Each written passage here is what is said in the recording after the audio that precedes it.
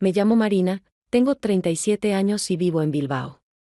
Ya a mediados de mayo, cuando empezamos a planear una breve escapada a la casa del tío de Sergio, algo en mí se removía con inquietud. No hubo ninguna señal clara, no pasó nada dramático, simplemente sentía que mi marido empezaba a desaparecer de mi cotidianidad. No de forma literal, pero sí de una manera perceptible. Las miradas se acortaban, los silencios se alargaban, y el móvil se le había quedado pegado a la mano. Aparecían nombres ajenos en los chats, bromas con compañeras de trabajo a altas horas de la noche, una resistencia creciente a hablar incluso de los pequeños detalles de nuestra vida compartida. Todo eso se iba acumulando en una espesa sensación de presagio, cuando Sergio propuso despejarnos un poco, así lo llamó, en la casa de montaña de su tío, cerca de León, acepté sin discutir. Supuestamente, un cambio de aires nos haría bien. O quizá yo quería creer que ese viaje nos reconectaría, si es que aún había algo que reconectar. Con nosotros iban su hijo de un matrimonio anterior, Álvaro, de 19 años, mi hija Inés, de 12, y mi mejor amiga, Lucía, mi seguro. Su presencia debía estabilizar el ambiente.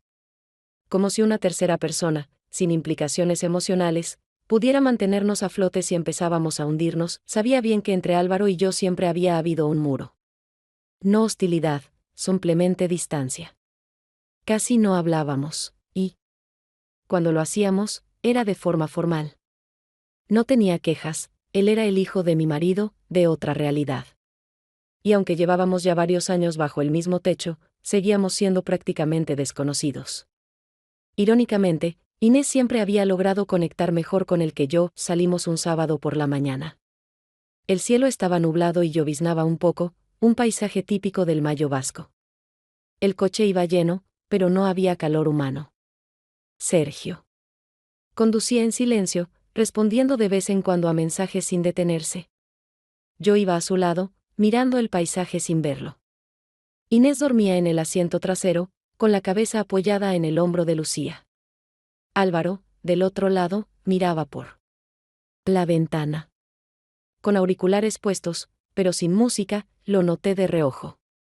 No sé por qué, pero ese pequeño detalle se me quedó grabado. ¿Falta mucho?, pregunté en voz baja, solo por decir algo. Unas 2 horas más, respondió Sergio sin apartar la vista de la carretera. Ajá, asentí, y volví a callarme. Luego empezó a hablar con Lucía, sobre un vino que supuestamente el tío había guardado en la bodega, y sobre que en la casa haría frío, ya que llevaba tiempo deshabitada.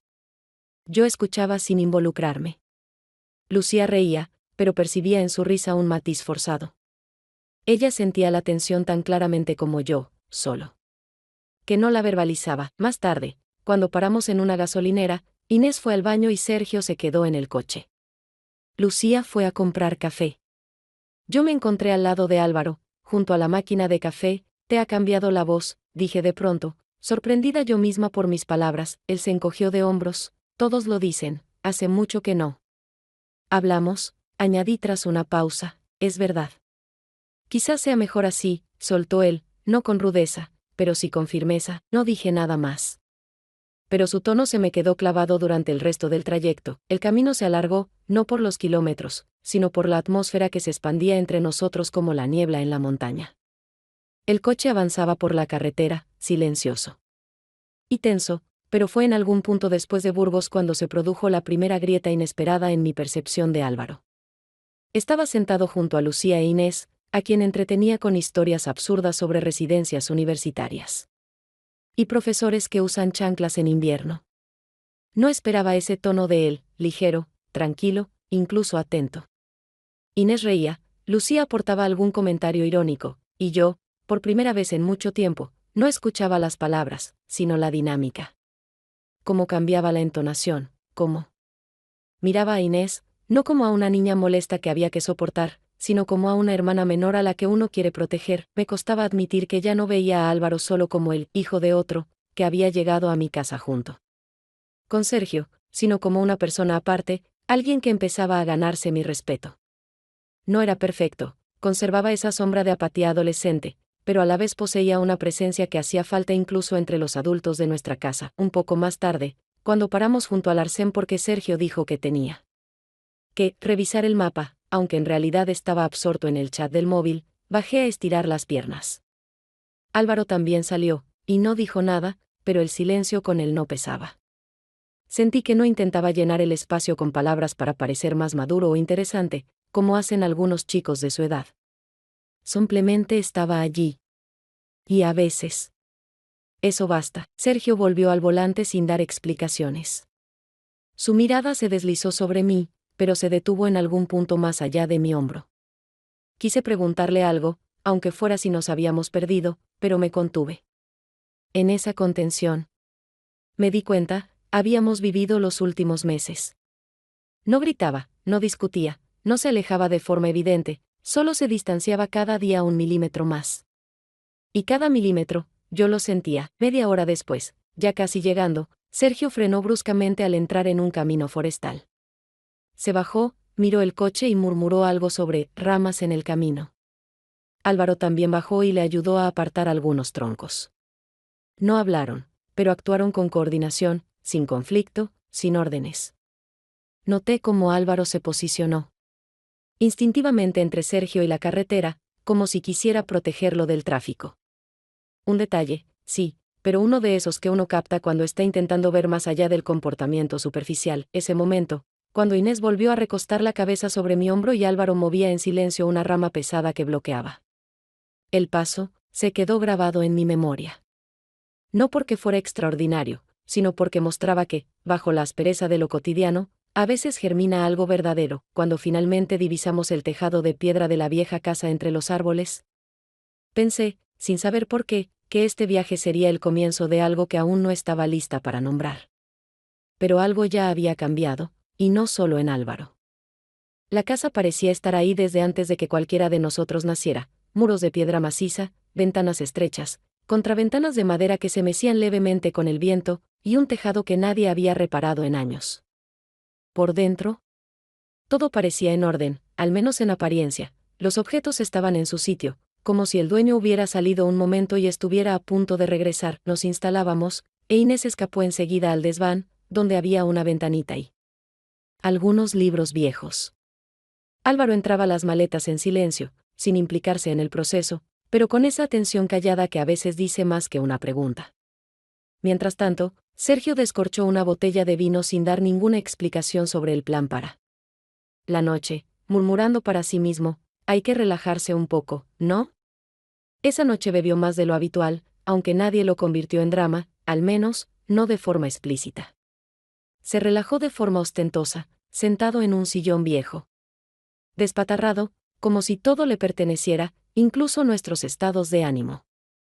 En un momento dado, ya después de la cena, se acercó a mí y me abrazó delante de todos, de forma exagerada, como queriendo subrayar algo que ya había perdido toda naturalidad. Yo me aparté de forma instintiva, no bruscamente, pero sí con claridad. Y en ese mismo instante sentí que Álvaro lo había visto. No sabía si le incomodaba o simplemente no lo comprendía, pero su mirada pesaba. No era una mirada indiferente de adolescente, era atenta, como la de alguien que no solo observa, sino que ve. Después de cenar, cuando todos se dispersaron, unos lavaban los platos, otros buscaban ropa de abrigo, salí a la terraza. El aire era más frío allí, pero también más liviano que dentro de la casa estancada. No era cómodo sentarse, el banco estaba viejo, la espalda cansada, pero al menos no me oprimían las paredes. Miraba hacia la oscuridad del bosque sin buscar nada en particular, simplemente inhalaba ese silencio que no era del todo silencio, el susurro de las ramas, el crepitar de la leña en la chimenea, el lejano tintineo de los cencerros de las vacas locales. Álvaro salió sin decir palabra.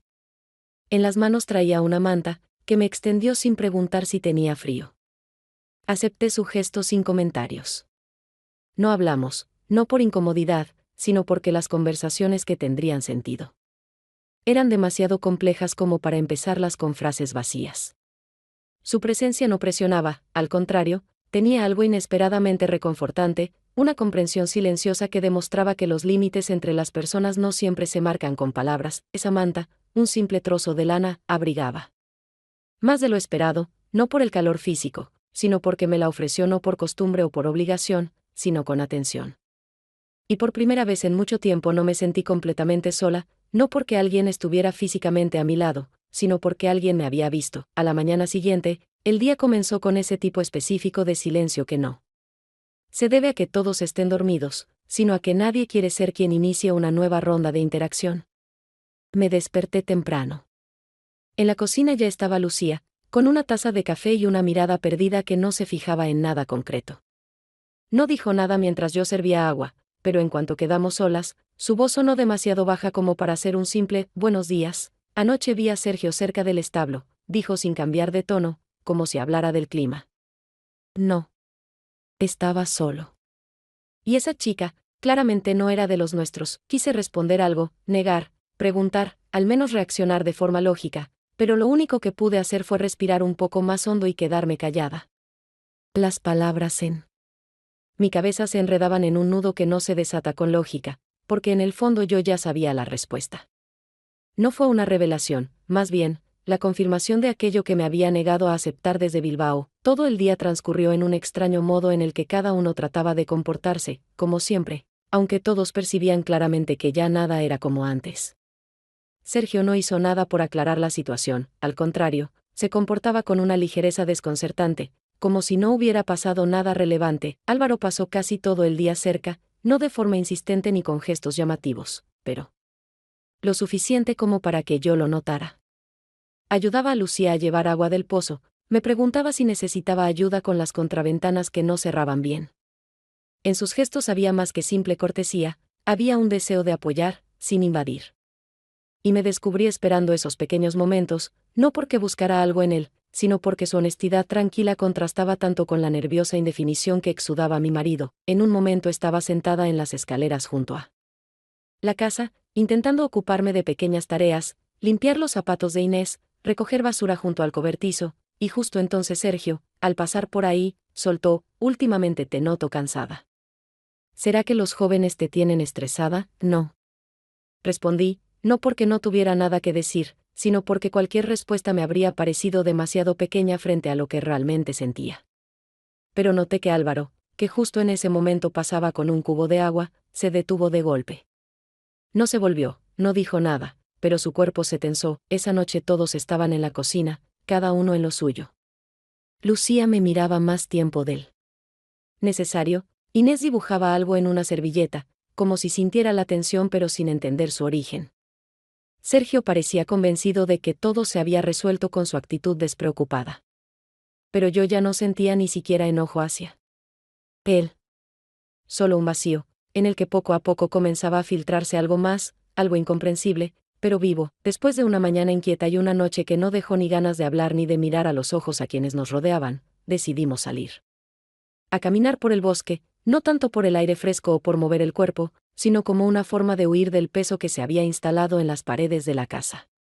Sergio se adelantó con seguridad, como si eligiera el camino sin necesidad de consultar a nadie, y aquello se sentía más como un intento de imponer control que como un acto de responsabilidad. Yo me quedé a propósito atrás, no porque me faltaran fuerzas, sino porque no quería caminar a su lado. No podía obligarme a ponerme la máscara de cortesía neutral que se resquebrajaba cada día más. Álvaro se quedó conmigo. A diferencia de los demás, no fingía no notar la tensión emocional. Caminaba despacio, a veces se giraba a verme, como para comprobar que no me quedara atrás, pero sin presionar, sin esas preguntas que obligan a mentir o a desmoronarse. Empezamos a hablar de forma inesperada, sobre cosas que normalmente no surgen en conversaciones ligeras, y no recuerdo quién de los dos comenzó, pero en algún momento ya hablábamos del futuro profesional, del miedo a la incertidumbre, de las expectativas de los padres. No era una charla para compartir, sino para comprendernos. Él me hablaba de la universidad, de amigos que desaparecen después de los exámenes, de una madre a la que ve menos de lo que quisiera, y de esa sensación de estar viviendo en zapatos ajenos, los que alguien colocó delante y dijo: camina. Yo lo escuchaba y me sorprendía de no querer interrumpirlo, ni analizar, ni comentar, porque sus palabras eran sinceras, sin adornos, sin querer parecer más adulto de lo que era en realidad. Y entonces, de repente, sonrió y dijo, casi como al pasar, con esa naturalidad imposible de fingir: eres, probablemente, la persona más paciente en esta casa. La verdad, yo ya me habría derrumbado. Esas palabras me tomaron por sorpresa, pero no fueron raras. sonaron como si simplemente dijera en voz alta algo que ya había notado hace tiempo, pero nunca había dicho. Cuando volvimos, el día ya comenzaba a caer, el cielo se apagaba y el aire se volvía húmedamente frío. En la cocina, Lucía cortaba verduras, Inés le susurraba algo al oído, y todo parecía tranquilo, aunque la tensión seguía flotando. Sergio, sin molestarse en saludar, me lanzó desde el umbral. Parece que ya no te gusta pasar tiempo con tu marido. No le contesté, no por miedo ni por confusión, sino porque entendí que cualquier palabra mía sería interpretada como una excusa. Y de pronto supe que ya no quería justificar nada, porque en lo que yo sentía no había culpa, solo un silencio acumulado que alguien había ignorado durante demasiado tiempo. La habitación se llenó de ese silencio incómodo que siempre sigue a una broma fallida, solo que esta vez era más denso, casi material. Lucía levantó la vista, pero no dijo nada, e incluso Inés pareció notar que algo había pasado, aunque no supiera nombrarlo. Álvaro me miró, y en su mirada no había lástima, solo un apoyo callado, contenido, que en ese momento valía mucho más que cualquier palabra. Al anochecer, el cielo empezó a hacerse más pesado, y sentí como el aire se volvía denso, casi pegajoso, como si el bosque se cerrara alrededor de la casa, presionando por todos lados y sin dejar resquicio para la ligereza. Cuando las primeras ráfagas de viento golpearon las ventanas, Lucía apagó la cocina antes de tiempo, y Sergio anunció que la tormenta finalmente nos alcanzaría, aunque lo dijo con un tono más de constatación que de advertencia. Cenamos rápido, sin alargar el momento, y aunque todos estábamos sentados a la misma mesa, cada uno permanecía encerrado en su propio silencio, uno que no pedía ser roto. Cuando el primer relámpago cayó cerca, Inés se sobresaltó tanto que volcó la cuchara, y en ese instante se cortó la luz, no con una interrupción gradual, sino de golpe, como si alguien hubiera accionado un interruptor que no podíamos ver. Alguien gritó, alguien se levantó, pero quien más se asustó fue Inés. Para una niña, la oscuridad no es solo ausencia de luz, es la desaparición de toda certeza. Se aferró a mí, y casi de inmediato pidió dormir con Lucía. No me opuse, porque sabía que necesitaba la presencia de alguien que no tuviera miedo. Sergio, como buscando un rincón propio en esa oscuridad, anunció que dormiría en la habitación junto a la chimenea, donde aún quedaba algo de calor, ya que el resto de la casa estaba envuelto en humedad. Cuando entré en esa estancia, Álvaro ya estaba acostado en uno de los sofás, envuelto en su saco de dormir, y solo asintió al verme. Su mirada era tranquila, sin sorpresa, como si ya supiera que esa noche nos reuniría en ese espacio, sin opción de evitarlo. Sergio se acomodó cerca, soltando un largo suspiro, y al cabo de unos minutos ya roncaba con ese tipo de respiración irregular y pesada que no viene del descanso, sino del agotamiento o la tensión. Tuve que quedarme allí, porque el frío ya calaba hasta los huesos, y la idea de volver a mi habitación, aún más oscura y solitaria, me parecía demasiado difícil de llevar a cabo. Me acosté en el sofá, que apenas me contenía, bajo una manta que olía a cosas viejas, y con un techo que, a la tenue luz de la vela, se sentía demasiado cerca. El espacio entre nosotros era estrecho, no físicamente, sino emocionalmente, porque el silencio que se extendía en la oscuridad contenía más que cualquier diálogo de los últimos días. Sabía que Álvaro no dormía, no por el sonido, ni por el movimiento, sino por esa presencia que se siente incluso con los ojos cerrados. Estaba quieto, pero de vez en cuando se movía, reajustando la posición de los hombros, como buscando ocupar menos espacio, intentando no incomodar. Pero toda esta situación ya era incómoda, no porque hubiéramos cruzado ningún límite físico, sino porque ese límite hacía tiempo que era solo simbólico, sostenido apenas por el miedo a admitirlo. Yo permanecía allí, mirando el techo, escuchando el viento furioso afuera, las ventanas crujir bajo la presión, y en algún momento comprendí que mi agotamiento no venía de los viajes ni de la distancia, sino de cuánto tiempo llevaba sosteniendo un silencio que me corroía por dentro. Era incómodo, sí. Pero el mayor malestar no era físico. La noche avanzaba lentamente, colándose por cada rincón de la vieja casa, y hasta la chimenea, que antes mantenía un leve calor, empezaba a exhalar una frialdad pétrea que se deslizaba por el suelo y los muebles. Me desperté no por un sonido concreto, sino por una sensación, ese tipo de tensión nerviosa en el aire, cuando todo parece demasiado quieto, demasiado inmóvil, y en la mente se repiten una y otra vez pensamientos que evitaste durante el día. Me levanté con cuidado, de puntillas, procurando no tocar a Sergio, que dormía con los brazos extendidos y una respiración ronca y pesada, de esas que repelen incluso a distancia. La cocina, a donde llegué guiándome con la débil luz del móvil, estaba tan fría como el resto. Me senté en el banco junto a la mesa, sin cubrirme, porque la manta había quedado en la sala, y sentí como mis hombros se encogían automáticamente, como si el cuerpo intentara protegerse de algo invisible, pero opresivo. A los pocos minutos, Álvaro entró en silencio, sin linterna, sin ruido, solo con el leve roce de sus calcetines sobre el suelo de madera, y comprendí que o no había dormido en absoluto, o se había despertado casi al mismo tiempo que yo. Me miró primero en silencio, luego dijo suavemente que había oído un ruido, aunque ambos sabíamos que no era del todo cierto. Hablábamos en susurros, no por miedo a que alguien escuchara, sino porque nuestras voces, en una quietud tan densa, habrían sonado demasiado fuertes, casi deshonestas.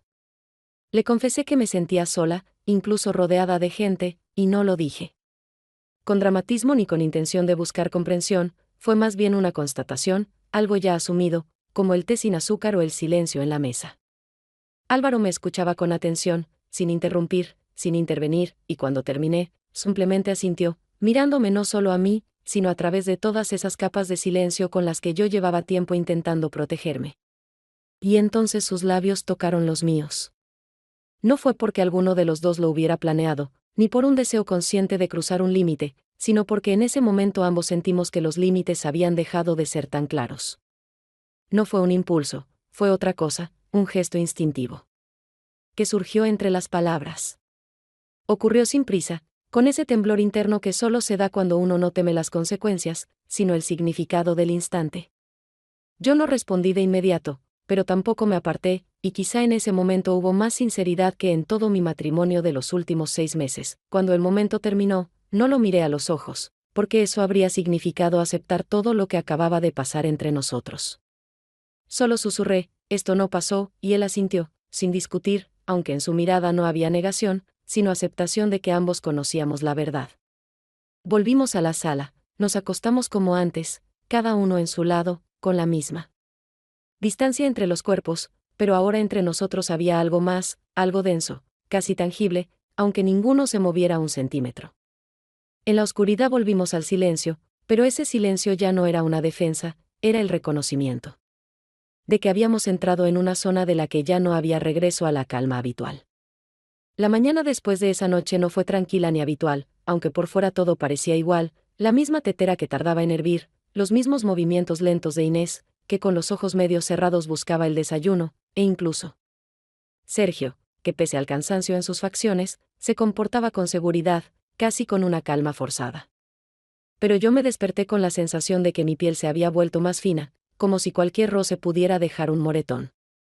Y no porque alguien me hubiera tocado físicamente, sino porque esa noche había sacado a la superficie todos mis miedos, deseos y contradicciones internas, aquellas que llevaba años escondiendo bajo las capas de mis roles, madrastra, esposa, amiga, madre. Lucía me miró de inmediato como si supiera más de lo que yo había alcanzado a decir, aunque, claro, no podía saber nada con certeza.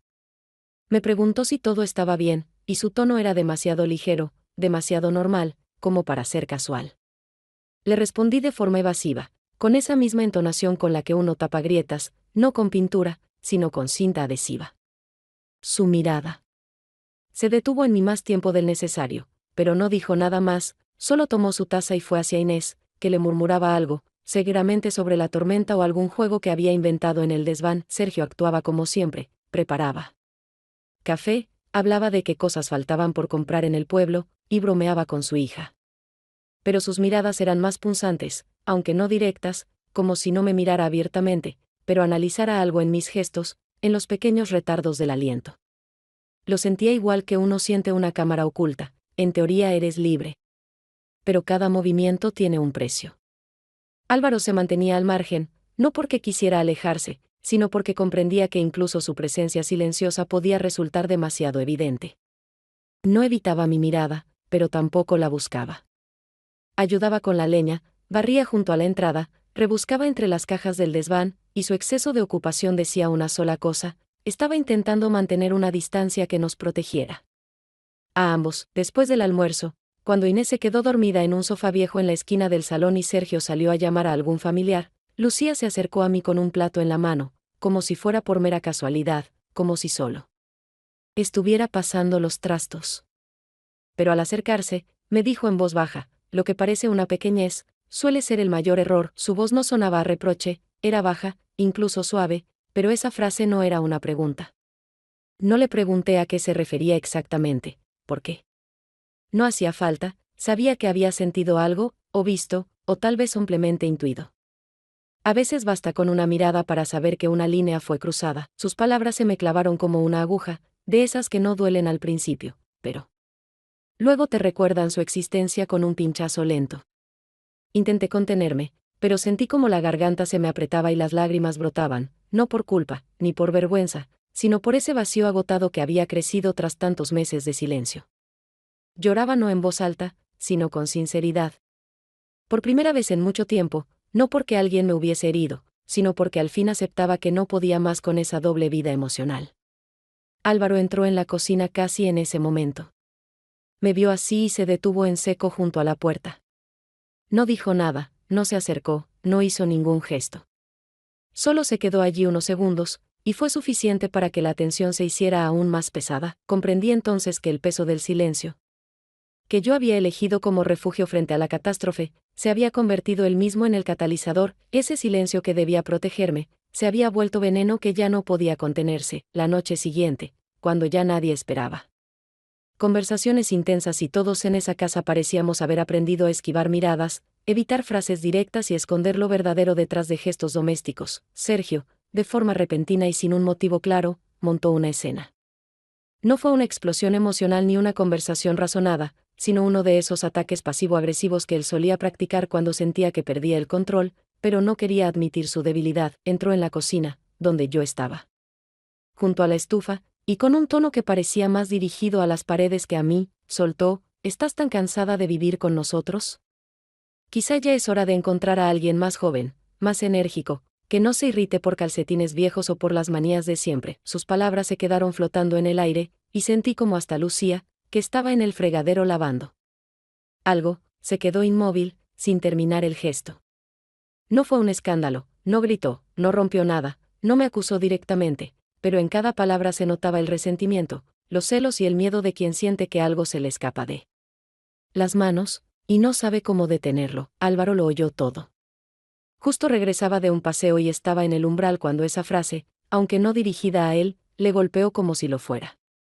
Lo miré y vi en su rostro una lucha entre la contención y el impulso de intervenir, de decir algo, de defenderme, no como madre, ni como figura adulta, sino como persona que no merecía ser humillada. No le respondí a Sergio. Comprendí que no tenía sentido hablar con alguien que no quiere escuchar. En sus palabras no había búsqueda de verdad, solo una proyección de su dolor, su miedo y una culpa no asumida que intentaba colocar sobre mis hombros. Después de aquello, la atmósfera se quebró del todo, no de forma inmediata ni ruidosa, pero sí definitiva. Sergio se encerró en su habitación, dando un portazo, y no volvió a salir en toda la noche. Lucía, en silencio, se secó las manos con un trapo y dijo que saldría a dar una vuelta antes de dormir, dejándome con Inés, que dibujaba en él suelo sin comprender por qué todos estaban tan tensos. Más tarde, ya de noche, mientras estaba en la cocina con una taza de té entre las manos, intentando calentarme aunque fuera por dentro, Álvaro apareció casi sin hacer ruido, como siempre. No se acercó, no hizo ningún gesto innecesario. Solo me miró, largo y serio, y en su mirada no había ni liviandad ni duda, solo una calma firme, nacida de estos días de silencios compartidos. Cuando habló, su voz fue suave pero controlada, como si pesara cada palabra antes de soltarla: no quiero complicarte la vida.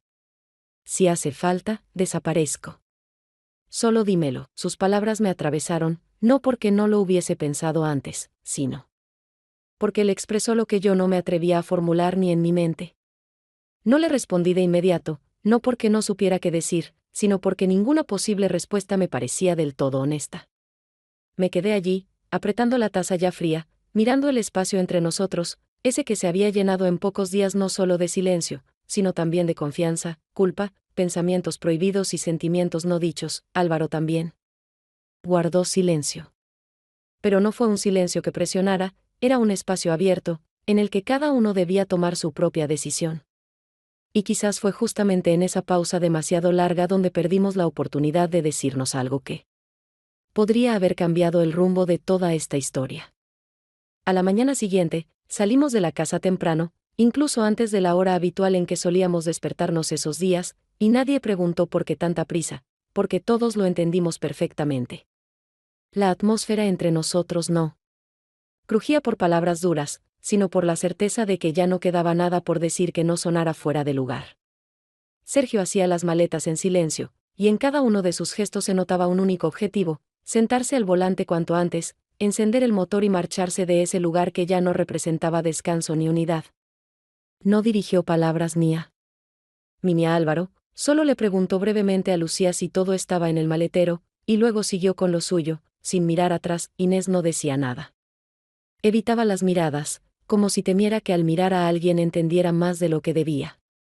Abrazaba su peluche viejo, el mismo que había traído de casa el día que salimos, y lo apretaba con fuerza, como si fuera lo único estable que quedaba en un entorno ahora cargado de tensión. Lucía me ayudaba a guardar los restos de comida en una bolsa, hablaba con tono práctico, sin buscar mis ojos, con esa contención que aparece cuando alguien entiende que ya está pisando territorio ajeno. Y que lo mejor es no intervenir. El coche estaba lleno de silencio, no ese silencio normal de los viajes tempranos, sino uno que respiraba a través de grietas. Yo iba sentada al lado de Sergio, esforzándome por mantener las manos quietas. Porque cualquier gesto parecía demasiado significativo. Lucía iba detrás, sosteniendo con cuidado a Inés, que dormitaba, y Álvaro, aislado con sus auriculares, miraba por la ventana como si intentara grabar en la memoria todo lo que veía. Aunque probablemente solo evitaba ver lo que tenía al lado. Pasó una hora. Luego otra. Y nadie en el coche inició conversación, ni siquiera Lucía, que normalmente no permitía que el silencio durara tanto. Esta vez no se atrevió a romper esa delicada tensión. Yo miraba la carretera, que cruzaba paisajes familiares, pero no sentía alivio. Todo en mí estaba comprimido, como un dedo sobre el pulso, esperando ese momento en que todo se corte o desaparezca. Y fue justo al detenernos frente a nuestra casa cuando me di cuenta de que Álvaro ya no estaba. No salió del coche con los demás. No ayudó a bajar el equipaje. No dijo gracias. No se volvió. Su maleta no estaba en el maletero, aunque yo recordaba perfectamente que estaba ahí por la mañana, negra, con el asa desgastada, la de siempre. Al principio pensé que tal vez se había adelantado, pero al entrar y ver que su cuarto estaba vacío, la cama hecha, sin una sola cosa en la mesa, ni el más mínimo rastro de vuelta, entendí que se había ido. Así, sin despedida, sin gesto, sin nota.